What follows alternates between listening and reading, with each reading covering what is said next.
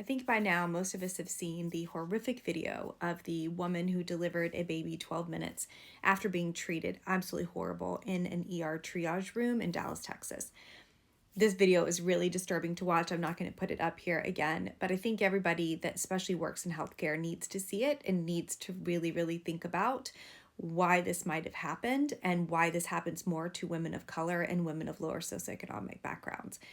This is unacceptable, and all of us need to stand up for that. And if we see it, say something sooner. And if you see a coworker that you think might be behaving that way, you need to stand up and say something.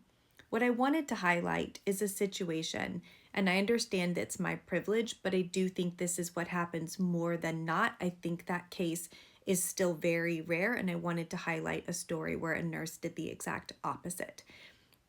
So I was a brand new baby doctor, and I was pregnant with my first daughter, and she was extremely small and very fragile and was likely not to make it. And I went into labor early because I had preeclampsia. So I'm scared, I'm nervous. Everyone on the OB floor was very nervous, and I was watched very closely. I had one nurse, her name was actually Jessie, and she took care of me for 24 out of the first 30 hours that I was there. And she loved over us and took care of us. Imagine a Jen Hamilton. That's what she was like. And she made me feel safe and comfortable. And I knew she knew me. I knew she cared. And I knew she cared about my daughter. So when she came in the room and said, get on your left side, put the oxygen on, your baby's heart rate is dropped, and I'm calling the OB, I knew something was wrong. The OB looked at the strip, came in, talked to me, said, I think it's improved. I think your baby's going to be okay. We're going to give this a little bit longer. Now, mind you, I was 36 weeks, absolutely no signs of labor. I had a small baby who already had some fetal distress. This was not an ideal situation to try to be induced. Within 5 minutes, that nurse Jessie came back in and she said, get back on your left side, put that oxygen back on your face. I'm telling you right now, something's wrong with your baby. I disagree with this plan of care. I've told your doctor. I'm calling the head of the unit. And if they don't do something, I'm signing off on your case because I can't watch this happen.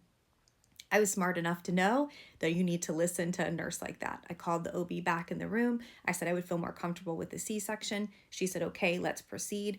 When they went to the C-section, her and the head OB were doing the C-section, and my daughter had the cord wrapped around her neck so tight, there is absolutely no way she could have been born by standard means. She would have had severe brain damage or died.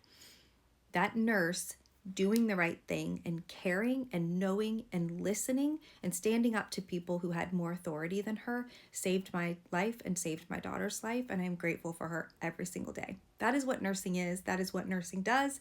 That's what it should be.